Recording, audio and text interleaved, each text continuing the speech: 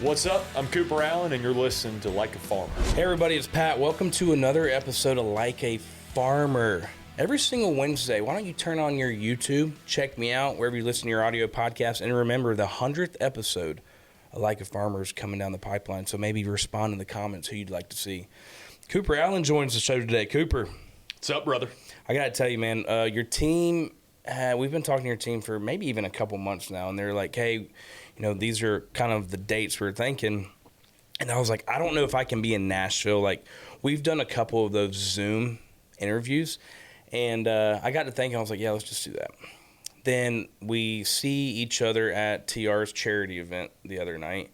You go on stage, do a freestyle. And obviously, if you go on your socials, like, you're a dude that brings the energy in person.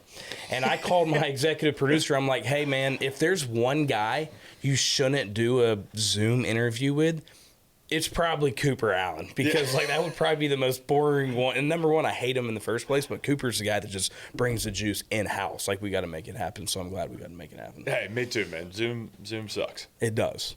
Talking about social media and everybody I talk to around this town, when your name gets brought up, like, you've done a really good job on social media. I think it's something to be said about, you know, your audience and you know how to kind of work with this new day and age of media, like what we were just talking about before the cameras turned on, like a Barstool. Like, this is the new way of, like, getting your brand out. Like, where did that start for you? I guess it started in 2020 when TikTok sort of became a thing, and I'd been here for 2 years. Moved here in 2018 and was playing Broadway and doing that whole thing, and I was writing a bunch, but I didn't really have anything going on. So COVID hits and can't play in bars, can't really make money doing that, and moved back home for a couple months to North Carolina, and my wife had told me, you got to download TikTok and check this thing out, and I thought it was, the dumbest thing in the world, like everybody did. Yeah. And, got on it, and as some stuff started to work, it was like, I'm getting 10x the followers in a day than I've ever had on, like, any other social media app. And I hated social media up to that point. But it kind of became a vehicle to, like, I feel like I can start to build a fan base a little bit on this thing. And slowly but surely releasing songs, doing content, anything cool and even cringy that I could think of, I get on there and do. And here we are now, 5 years later, and getting to play shows, and people are showing up and streaming the songs and all that stuff. So social media has been everything for me. And I think it's something to be said about you as an individual, because, like, your live shows are just as good. I mean, we just talked about it. I mean, at the charity event the other night, I mean, you get on stage and you do the freestyle. I mean, you get the people going, and that is a skill set that not a ton of people have. Like, especially with social media, there's some people that can just hide behind the camera and look like, hey, I'm this guy, but you're doing it in real life too. So I got to get your flowers on that as well. Thank you, brother. Well, it's because before anything in Nashville, I started a band in 8th grade, and we were just playing college bars and fraternity sorority events all through high school and college. And so when you're doing that, and that's kind of the basis of your music, that's the foundation of your music. It's like, you can't just show up to a bar and play for 4 hours. Like, drunk people are going to leave if you're not, like, putting forth an effort to get them, juiced up. So we just kind of gotten that happen. That became kind of the most important thing to me, was a fun live show. So 8th grade, you just mentioned. What was the name of the band? We were called Below the Line, below the Mason-Dixon line. Sick. And yeah, we covered everything, man. Our first show we did like a Hootie song. We did a Five for Fighting song. I don't know if you remember those guys. We closed with Purple Rain. And I'm like 2 years into playing the guitar. Yeah. Like, trying to play the Purple Rain solo, just disaster. But we weren't that bad. Were you Winston-Salem, North Carolina? Yeah. Right?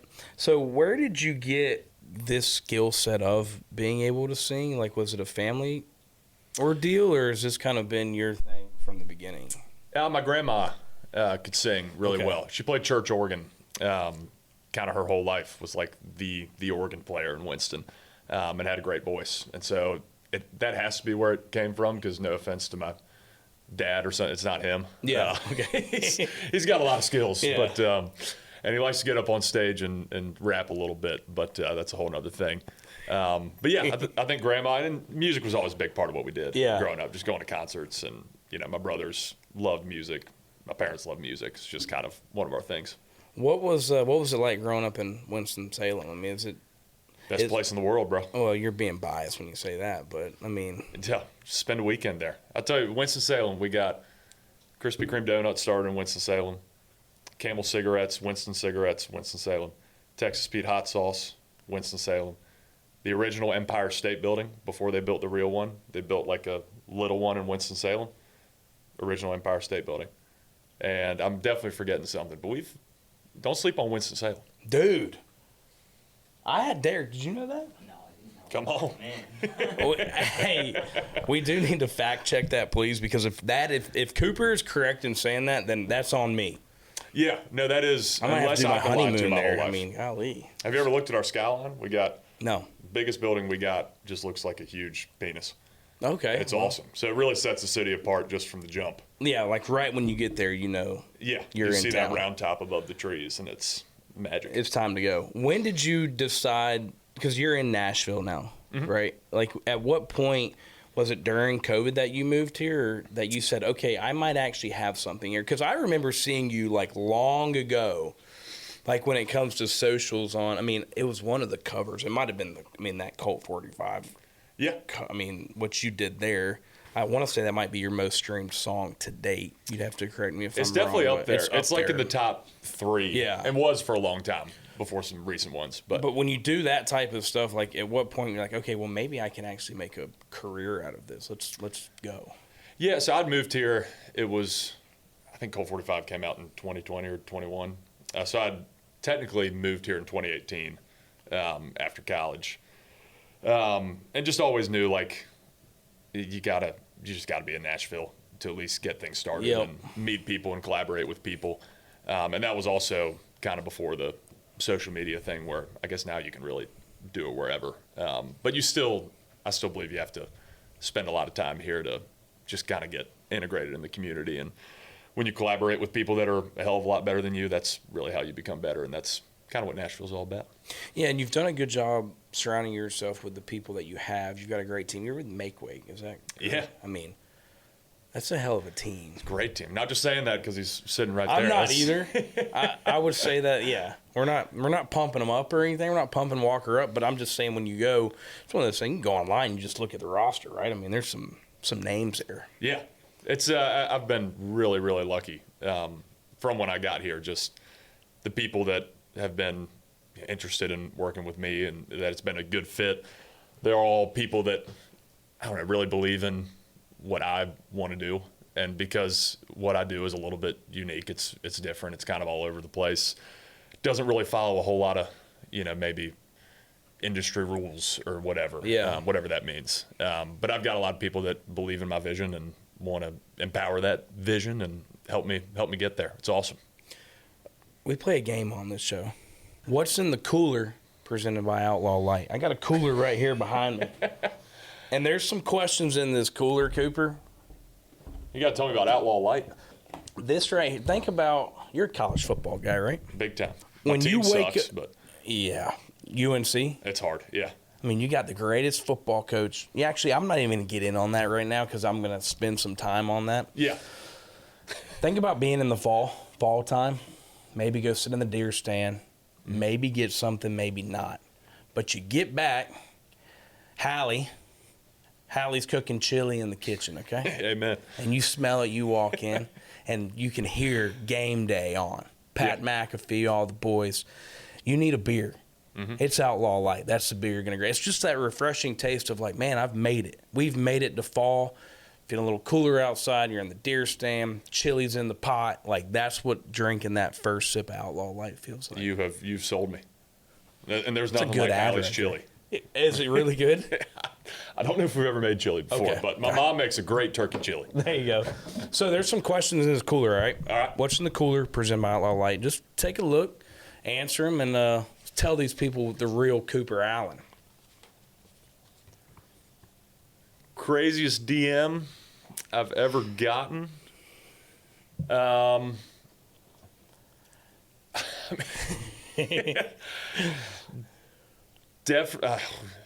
how inappropriate Yeah, you is can. this podcast? Yeah, you can ride the line. It's okay. You've already Yeah. told us about your penis skyline, so you might as well. Yeah, I mean, it's probably going down that route Yeah. again, honestly. We got a lot of like people that pretend to be me online, and it's terrible, disgusting. know. But they get in conversations with these people, and some people think they're talking to me, and so they'll, really start to believe it after a couple months. And we've definitely gotten some pantsless men in the DMs for sure. I've heard that. Yeah. Who was I talking to? Oh, it was one of the McBee brothers, the McBee dynasty. They got a reality TV show on Bravo, and they have a podcast called Meet the McBees.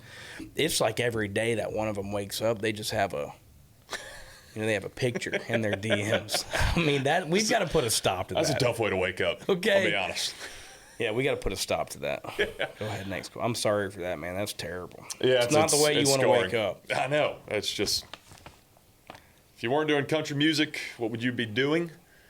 I always say JV basketball coach and like 9th grade history teacher. Is there a reason why JV? Just because? Varsity is too much. Okay. Yeah, I don't want that burden. But JV, you can kind of have fun with it. Teach the kids some fundamentals. Yeah. Boxing out, the whole don't touch a basketball in practice. Like, that's my dream, Yeah. is to get kids running some suicides on a basketball court. And the history is because you feel like you're good at it? You kind of got to teach something. Okay. I feel like if you're going to be a JV coach, because you're not quite on the varsity level. Yeah. So, teach them a little American history. Yeah, and I want to say that's still a thing of, at least back home where I'm from, that was the thing. Like, if you're a coach, especially on the JV level, you have to teach something. So Yeah. okay. A lot of them teach gym. But, Yeah. if you could sing one cover song one last time, what would you choose? Dude, my first favorite song was Follow Me, Uncle Kracker. Jam of all jams. That's like the top 5 for me. Yeah. I mean, I was 5 years old. That's the first song I learned every word to, ran around the house singing. And I'd probably go with little Uncle Kracker. He's been on the show, I forgot when it was, but then Drift Away. I don't think Drift Away was his original song, but It was Adobe Gray, Okay. I think. It's like a 60s song. But he did it, and that was one of my. And then him and Kenny Chesney have done some great songs. Like he's an OG. When it comes and before he was, Kid Rock's like my favorite. Yeah. And before Uncle Kracker was Uncle Kracker, he was the Crack. Yeah. And he was like Kid Rock's backup rapper. No, I'm sure y'all got into all Yeah. of this. Like, if you go and listen to the album that Follow Me's on, half of it is just like straight rock rap, and it's awesome. Back then, because it was Michigan, they're all from. I mean, Yeah. it was Eminem, Uncle Kracker, and Kid Detroit Rock. music, man. You got Insane Clown Posse, Yeah. Bob Seger. You do know your music. Like you're very intuitive when it comes to, I think, music as a whole. Is that an accurate statement? Yeah. Okay. I mean, it's pretty useless, but I want to say that. it's fun to talk about. Yeah, that's true. Yeah. Next question. I mean, you just told me the band that Drift Away was in the city. Like, I didn't even know that. Matter of fact, the comment section when I was saying Drift Away was my favorite Uncle Kracker song, I mean, I just got roasted on YouTube. Like, this fucking guy don't even know Uncle Kracker. He didn't even know that's it. I had no idea. You don't know the crack, bro. Yeah. What is one of your favorite moments on tour? This is kind of, I guess this is on tour, but we got to sing my song "Never Not Remember You." We got to sing it at during Police Week in D.C., which was kind of in the middle of a tour. We just went over to D.C. and sang on like the Capitol, Mall and all that stuff and sang it for fallen cops, and that's the coolest thing I've done. That's awesome, man. Yeah. That is really cool. When you think about that, do you have, because you have a platform now. It's one of those things where it's like, okay, well, you've got a platform for multiple reasons. First and foremost, taking care of you and your family, but also doing what you are passionate about. Same thing what Thomas does with Love One. It's like, do you have any of those when it comes to Yeah, we what you're locked in on? thank you for asking, because Yeah. we started the Cooper Allen Foundation last year, and we're about to start really promoting our next event this coming year. We're going to do it in Nashville. We did it in Charlotte last year. But it's a mental health foundation.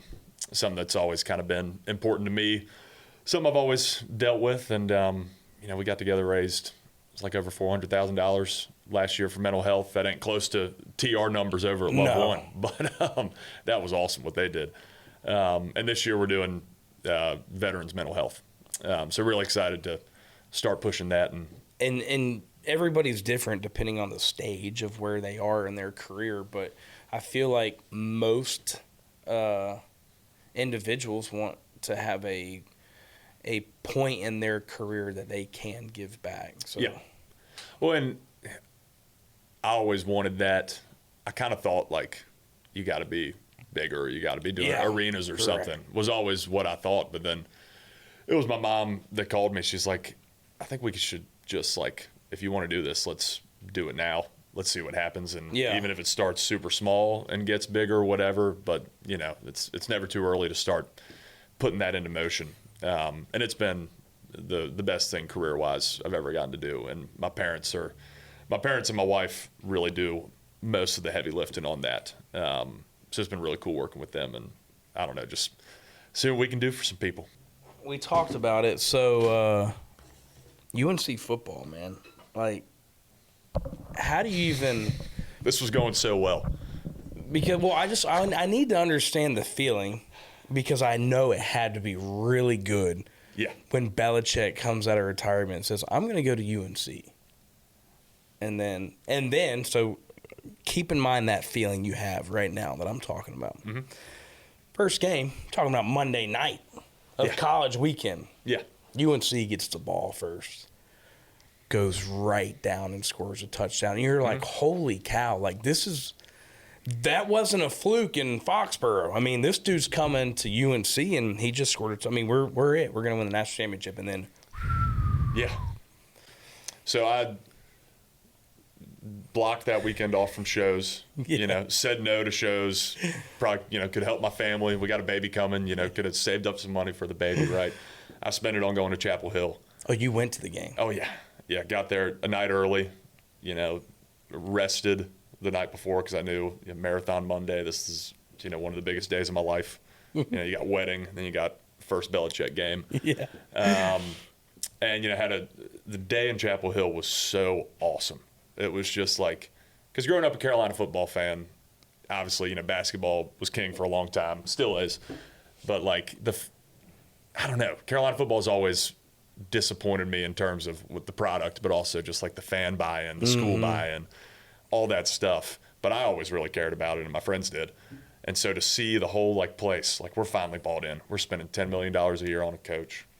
We went and got all these transfers. The fans are here. It's packed. Lawrence Taylor's up there. Michael Jordan's up there. They did the little wrist light up thing. Petey Pablo's on the field getting people hyped up. Chase Rice is leading the Tar Heel chant. They had to turn people away from the Chase Rice concert, pre-tailgate thing, which like that never happens in Chapel Hill in terms of like people caring about anything football.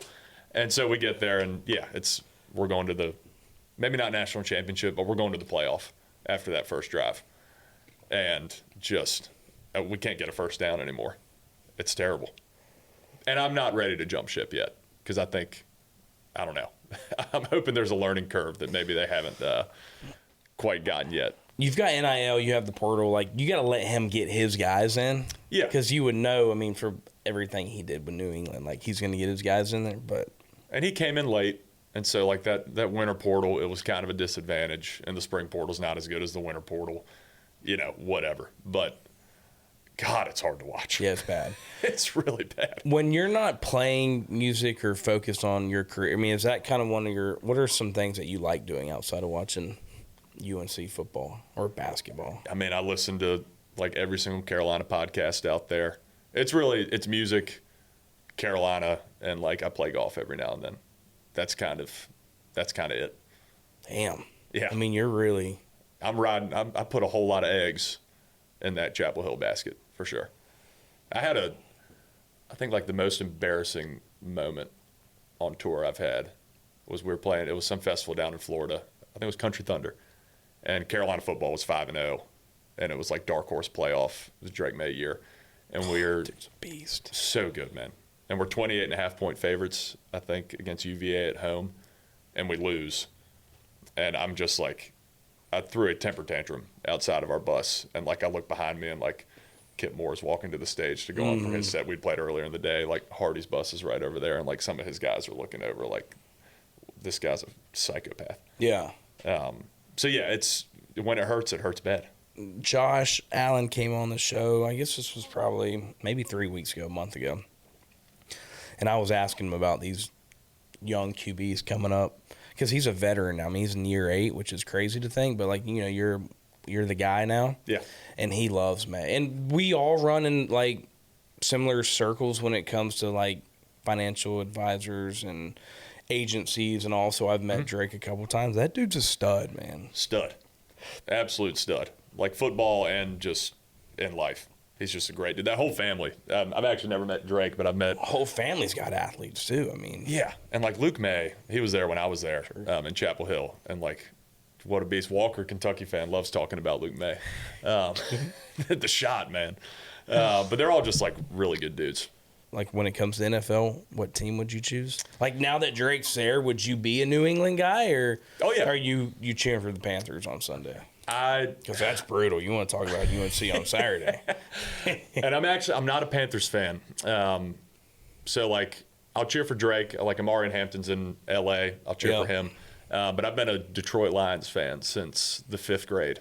I chose them because Kid Rock and Uncle Kracker, honestly, I was like, I don't really like the Panthers, and I need a team. Yeah. I'm going to buy in at the ground floor. And now it's pretty sick. When you came into town... And I don't know how this works, so excuse my ignorance on it. I'm looking at it as athletes sometimes. But when you first came into town, was there anybody, like a veteran in town, that you kind of locked into that has helped you kind of guide where you're at in music now? Yeah, I'll say Nashville's like, and country music is so cool with how just family-oriented it all is. And there's a whole lot, I don't know, you just don't really feel like the competitiveness or like the, people being assholes to each other thing. You just don't really feel that a whole lot in country, which is awesome. So everybody that you come across is generally pretty cool. Walker Hayes has been really, really good to me. Love Walker, man. He's been on the show like Walker. I love Walker Hayes. Just, one of the coolest dudes. So down to earth, and peak of fancy like, and biggest country song in the world. That's when I got to know him a little bit. Yeah, but he took time to talk to me when he didn't have to. And he played our foundation event last year in Charlotte, and we didn't have, really any money to give him or anything. He did it pretty much for free.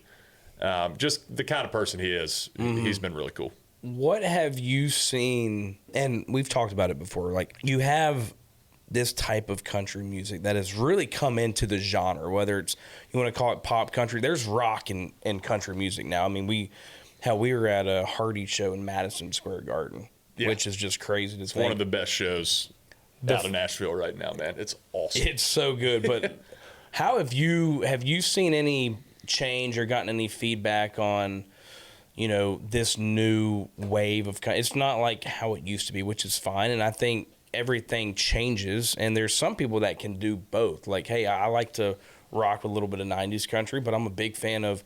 You want to talk about something that's changed the game, is we all forget about Florida Georgia Line. Yeah. And we all forget about Luke Bryan. Luke kind of brought that pop country into the genre too. Yeah. But what are your thoughts on that? Have you seen or heard anything that?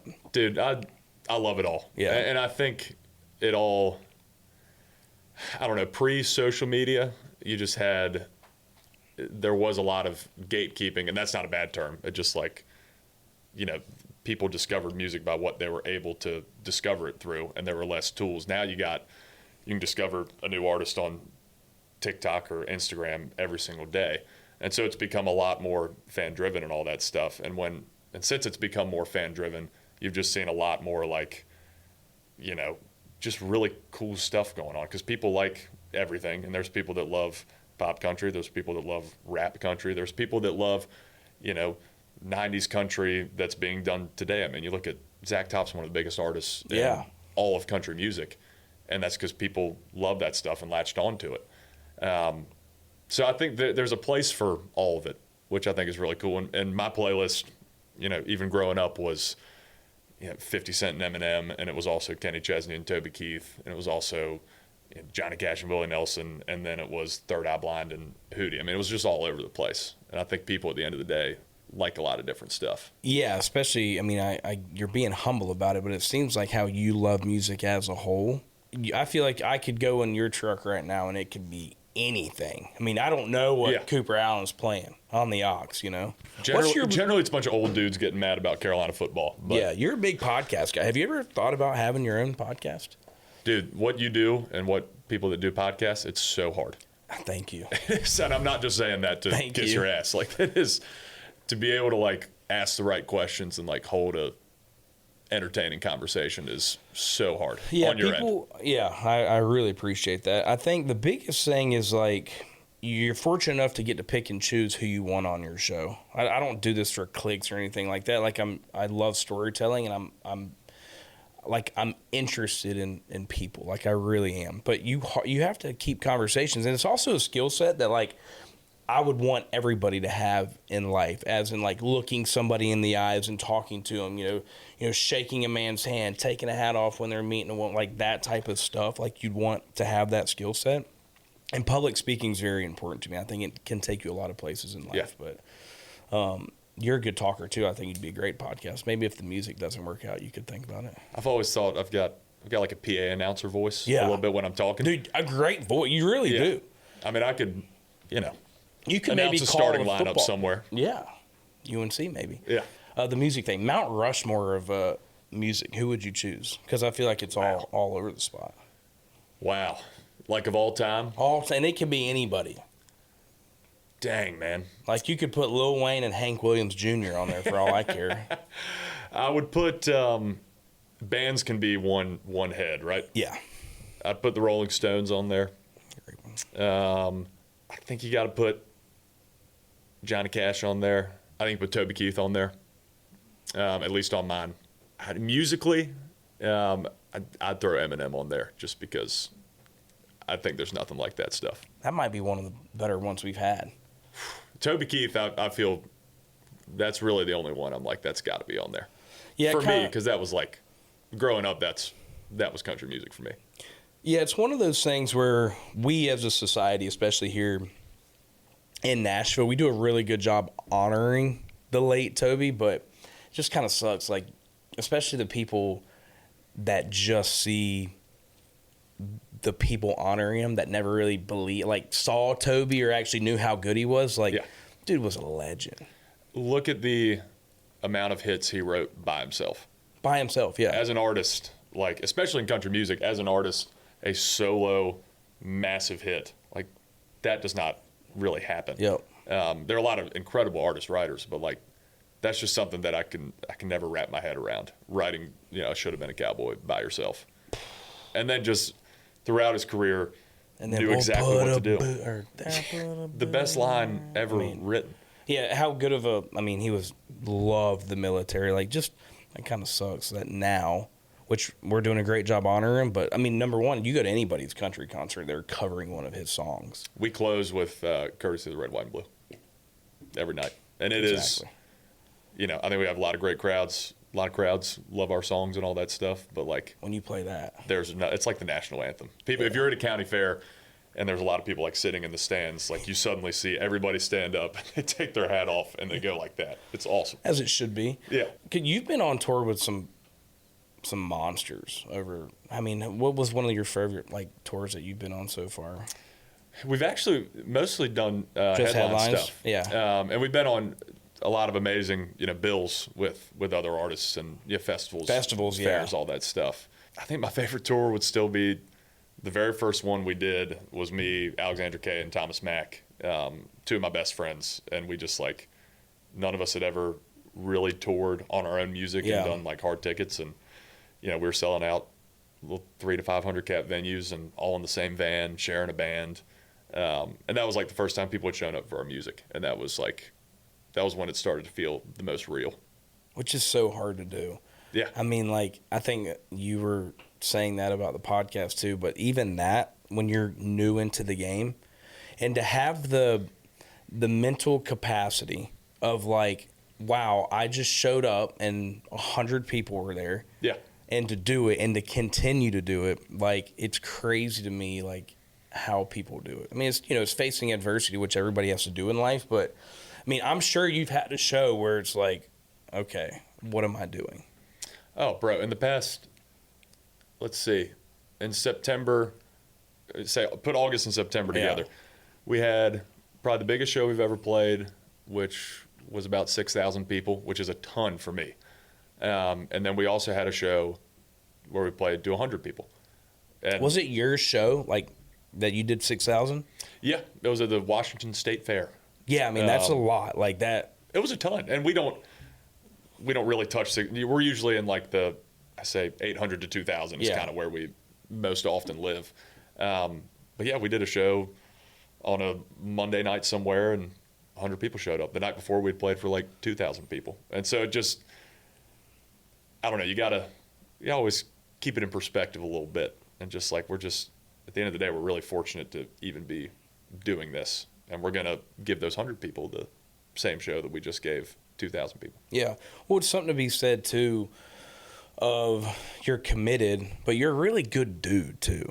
Like, I mean, every time that I've been in a, like, place that you've been in, everybody, you attract people. Everybody comes to talk to you, and you're willing to do anything for anybody. So I think that's something that will come back to behoove you as an artist when you need something down the line. And it's like going back to how hard it is to do what you do. Like, people, I think you lose, and correct me if I'm wrong, you lose a lot of people because of that aspect of like, okay, I'm not doing that again. Like, I just played for 50 people and I thought it was going to be 1,000. Like, this isn't for me. I'm out. Yeah. I feel like we lose a lot of good artists that way.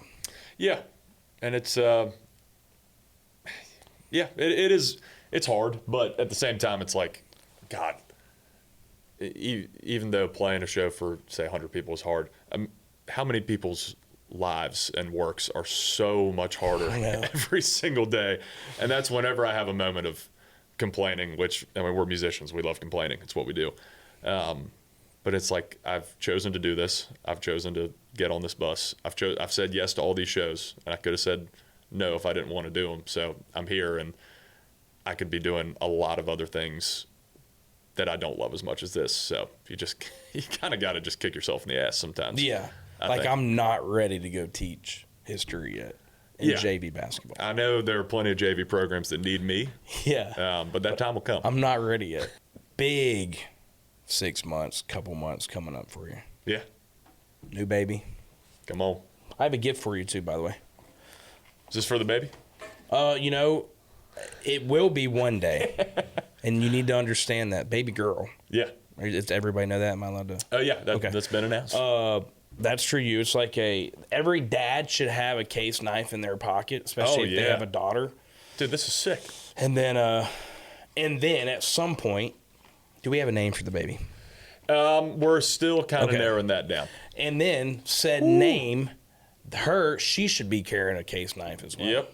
Look how, yeah. And any dude that tries to come near her for the next 25 years, Yeah. Boom. this is going to be important. That's sick. Oh, that's pretty cool, Thank right? you. Like, every time somebody opens up a case knife, like, I love, it's cool growing up where I grew up, like, everybody always had, like, a knife in their pocket. It was Yeah. one of those things, like, you never had to go and get a kitchen knife but, like, I got a knife in my pocket right there. Yeah. The amount of knives I've had taken from TSA over the years is, like, a little unhealthy. I was about to say, I but always forget to take the knife out of the pocket. terrible. And I got like my favorite knife I got for graduation, and just I'm lost it done at an with airport. it. Yeah. Yeah.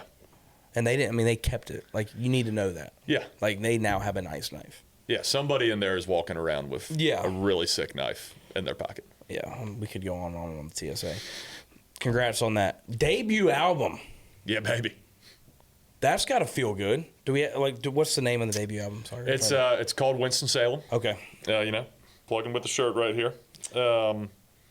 And yeah, I can't believe I've never actually done like a full length project before. Done like EPs, but this is the first big boy album. And I didn't know that either. And that just shows, it goes back to your team and you as an individual. Like, you would think, like, that dude's probably got like 10 albums. I always see him on social singing something. Yeah. So I think that's awesome that you're doing that. Can you run me through how you as an individual, like, are you writing most of these songs, or is it co-written? Is it from past experiences in your life? Like, how do you release your music?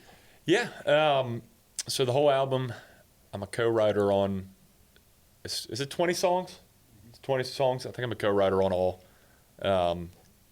Yeah, all 20. That's just kind of important to me. And I love outside songs, and we'll always hear them. But again, I just kind of, I run a little bit weird when it comes to this stuff. So I'm like, I kind of got to be involved there. And everybody has their own way. That's why I'm so interested in it. Like, exactly. But the album's set up, it's two sides. Winston is one side, Salem is one side. Nice. Winston is like kind of serious, heartfelt, emotional storytelling, a lot of family, a lot of life, just kind of what I'm going through personally, a lot of it. Talks about everything from, people that make this country awesome, to dad and mom songs, to me becoming a dad song, to mental health songs. So it's kind of those issues. And then Salem is all just crazy shit that I've loved doing for years. And it's 9 songs that probably don't really sound alike, or just do weird things sonically or lyrically. And that's always kind of been half of my artistry also. So it's really cool to be able to, I don't know, put it all in one project, and hopefully fans don't listen to it and go, what the hell's going on here? But yeah. I think it's cool. Do you do any, like, any freestyling or anything?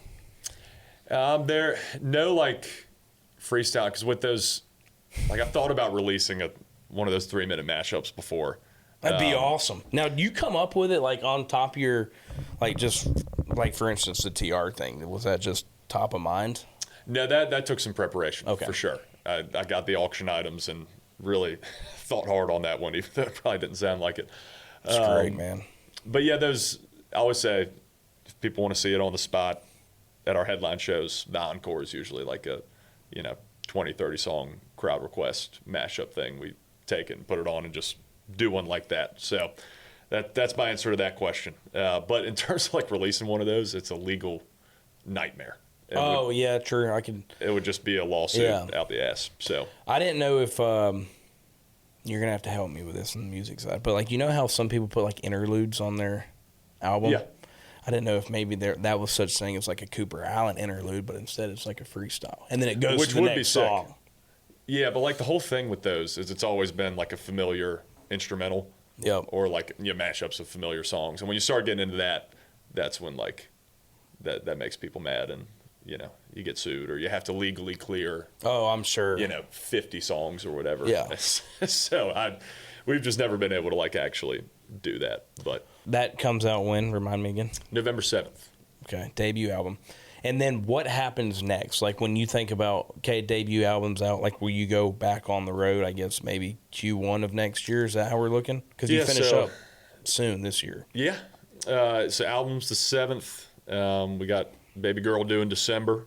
So we're just going to kind of hunker down and we've been on the road so much the past 4 years. I can't really remember the last weekend I had, like, either here or, somewhere. We've just been gone a lot, and so blessed to be busy.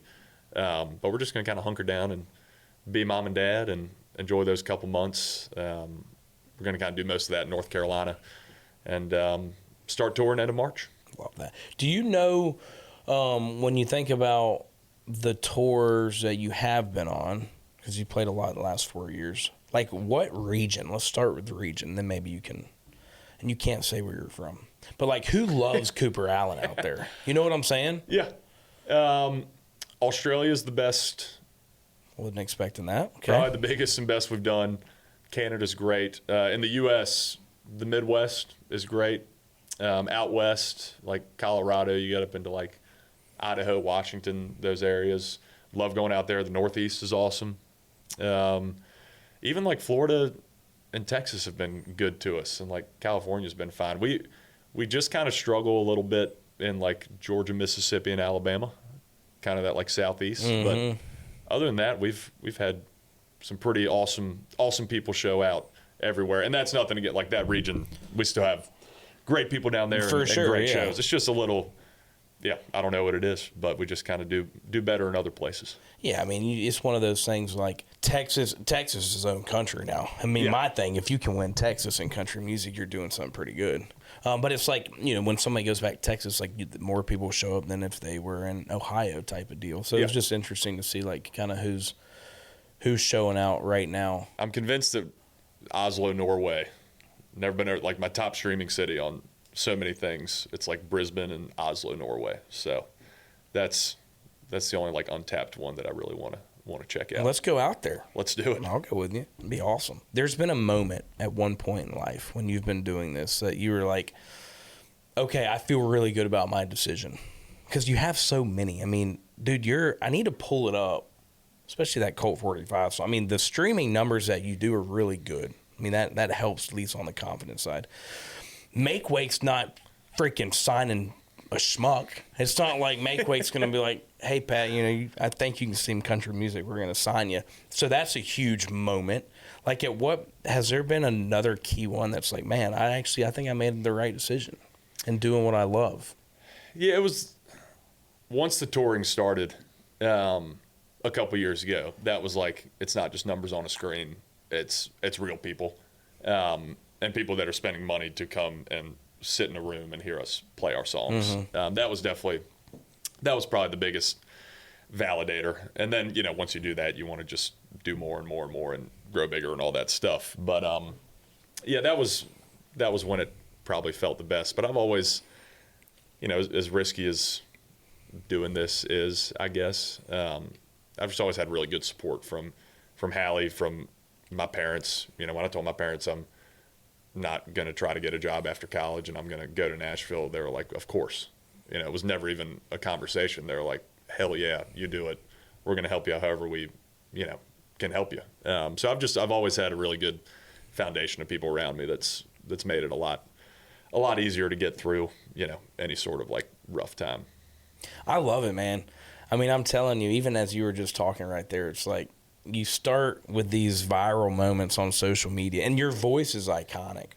I mean, I want to be the first one. Like, if you ever say, hey, music's not me, I need to start my own podcast, like, I want in on that. Dude, let me record the intro to this. We need to do that, I know. Yeah, come on. It'd be awesome. Or, like, maybe even, like, a little song, like a little freestyle song. Like, could you do, like, since we've been talking, like, how does your mind work? Like, could you hit, like, a little, like, made-up kind of freestyle right now? Like, is it that type of deal? It's not quite to that.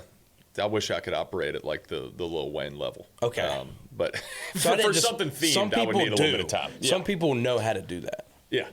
I didn't want to make it seem like I was crazy. I mean, because there's some people that can like sit here and just ponder and then just hit you with like a 2-minute freestyle. Yeah. I mean, those people all just with Red and Farmer, anything. Yeah. That's like freaking nature stuff. Yeah.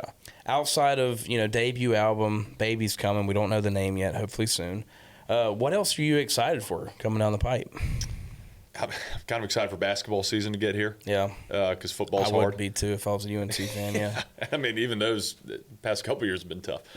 Yeah, we've just been in such baby mode. And honestly, getting to spend a lot more time in North Carolina. Yeah, we're kind of going to do the split time between Winston and here, which is just, you know, all our families are in North Carolina and all that stuff. So being able to be closer to them is pretty awesome. Yeah, and that's why I asked earlier about how you do your music. In my opinion, and I think so, it's like you go back home sometimes to get your thoughts on your music. I mean, it's not like I'm sure you're getting a lot of thoughts here in Nashville, but those experiences, I mean, I'm sure through these next couple of years as a new dad, new music is going to come from that. So I think it is a good thing, in my opinion, for, you know, anybody to go back home and to get new ideas and new experiences that we're about to have. Like, you're going to bring that to everybody through your music, I'm assuming. Well, and if you don't live life, you have nothing to write about. And so you got to go make sure you're doing that too. You got to make sure you're putting your family first and spending time with friends and, you know, putting your faith before all of this stuff. And the more you do that, I think the better the songs get. And your audience, I mean, I'd like to think that a lot of your audience, and don't think about direct like production ag, but people that are tied to agriculture at some point, I'm sure that's a lot of your audience.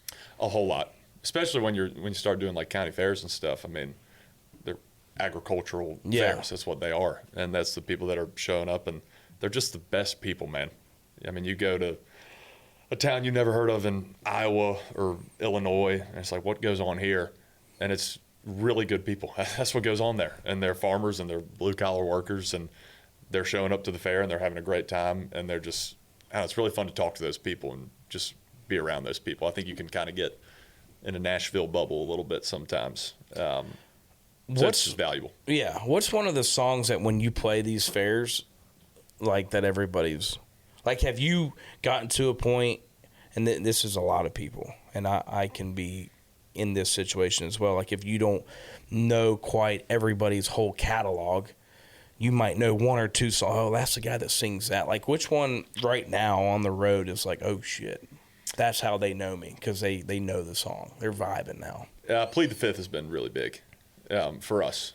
That's just kind of, we always played at the end, and it's our top streamer, and has been big for us this year. So that's kind of the one. That Colt 45 song, people still love that. It's a monster song. I mean, yeah, I mean, well, it's when you start with a monster song, like the Afro Man, then, you know, it's easy to make a monster song off of that. But yeah, I mean, there's nobody better than Afro Man. But well, he didn't put him on your Mount Rushmore. No, that's true. Maybe he's right below. Yeah, we had 5 to that mountain. Yeah.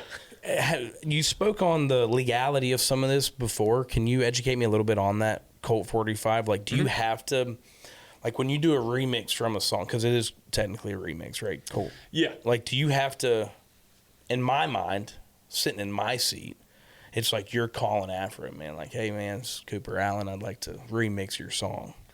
It'd be sick if I ever got to talk to Afro Man. Gotcha. But that's not how it goes. But Afro Man does need to, like, through the channels or whatever, he does need to be like, yeah, this is cool. But generally, you know, if you're sampling a song, remix, parody, whatever you call it, you do have to give something up. And that's up to whoever the original writers were. And so usually, you know, you're giving up a significant portion of publishing, as you should, because you are remixing somebody else's original work and all that stuff. So anytime you see a sample, it's the people that do the original song they're definitely getting something off of it. Why did you choose that song, out of curiosity? Dude, that song was, like, huge. For me, all growing up and, like, in college and stuff, like, that was, I don't know, like, I don't even know if that song ever went #1 back when it was, like, super hot. But that's just, like, been, like, a party anthem forever. And it just kind of clicked one day to, like, what if we did this? And I really did not think it was going to work. I thought it was going to be, like, the dumbest thing I've ever done. It worked. And it worked. It was awesome. It worked. Do you have any other song that you've thought about maybe like, man, let's throw a little remix on this? I tried it with Because I Got High. Just, why not keep the Afro Man going? Yeah. That didn't really work.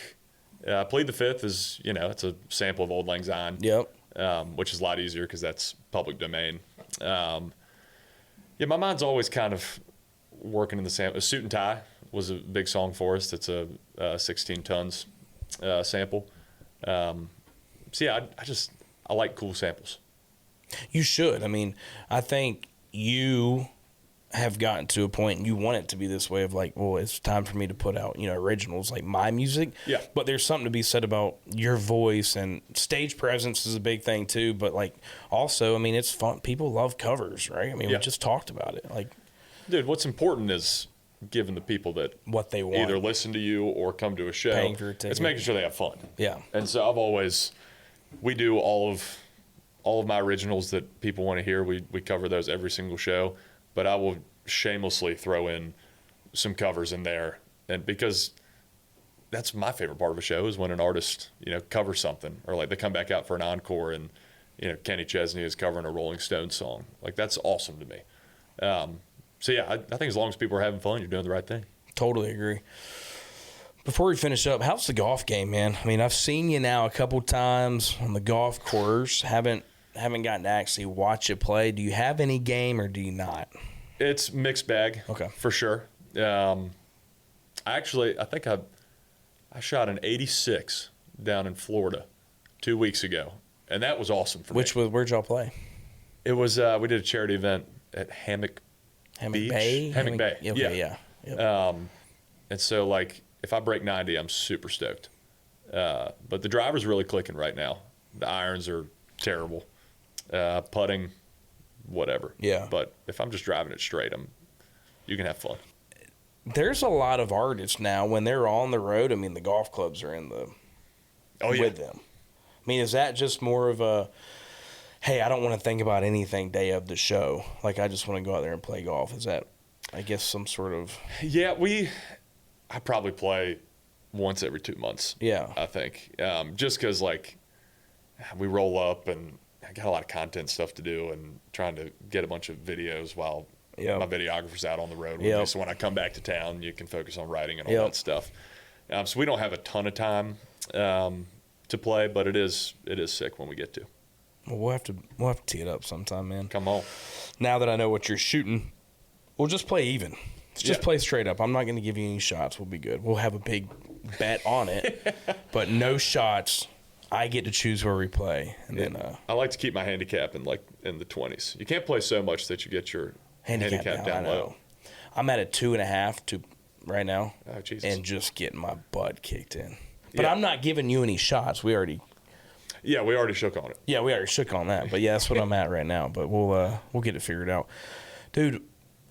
I really enjoy like your just energy you bring into a room. I was telling that to Walker before you got here. It's like we talked about maybe doing a virtual show. Would I be able to make time like to be in Nashville because I'm flying out to Tampa this evening? But you, no matter what happens in music, you have to do something that involves people. Like, you're just a really good human being. I think you have an iconic voice. We talked about that. But, like, you bring positive vibes, and I think that's really important, especially in this day and age. But I'm proud of you, man. I really am. It's been awesome to talk to you, too. Dude, it's been great to talk to you, man. That's just what y'all built is really, really incredible. And Appreciate that, man. In the day of, like, 1 million people trying to do this. I agree. It's really, really hard to get something that stands out and lasts. So kudos to y'all. And thank you. I appreciate I've enjoyed that. talking to you. Thank you. Congrats on the new baby. Thank you. We don't know her name yet. The debut album. That's going to be awesome. I'm excited to kind of see that grow. And like I mentioned earlier, like how you take that to the world is going to be awesome too. Like playing new shows with the new album and all of that will be interesting to see. The fact that you haven't had, like, this is a debut album, that truly just shows that you've been kicking ass. I'm pumped to see you on the road. I'd like to come to a couple shows. I mean, that's kind of my biggest thing too. It's like, hey, I saw you at a couple festivals. I know that. But I think that's the next step. We've talked about it is you can hide behind a phone. You can hide in somebody's like truck speakers, but that kind of on stage presence, like, I'm excited to see that too. Dude, come out when we're in Lakeland. I know. Sun and Fun, Lakeland, April. Let's have a big day. Yeah. I have no excuse now. 10 minutes from the house, I'm there. Exactly. We might show up to your house. Party. Golf. Yeah. Shower. There we go. After party. Appreciate everybody tuning in again. Like I mentioned, every single Wednesday, catch us on YouTube, wherever you listen to your audio podcast. Hey, like, comment, subscribe, share, do whatever you got to do to be like a farmer.